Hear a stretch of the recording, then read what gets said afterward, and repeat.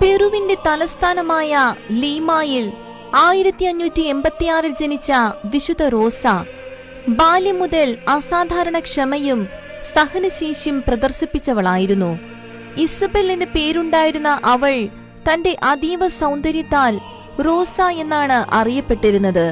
പാപികളുടെ മാനസാന്തരത്തിനായി പ്രാർത്ഥനയും ഉപവാസവും പ്രായശ്ചിത്ത പ്രവൃത്തികളും ജീവിത ശൈലിയാക്കിയ അവൾ അരയിൽ ഇരുമ്പു ചങ്ങലയും തലമുടിക്കിടയിൽ മുള്ളുകളും ആരുമറിയാതെ ധരിച്ചിരുന്നു.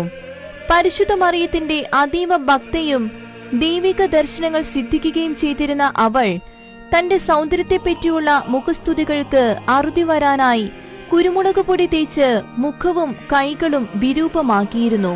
പാപപരീക്ഷണങ്ങളിൽ വീണുപോകുന്നവരുടെ ആത്മരക്ഷയ്ക്കായി താൻ ഏറ്റെടുത്ത സഹനങ്ങൾ അവൾ കാഴ്ചവെച്ചു. സിയനായിലെ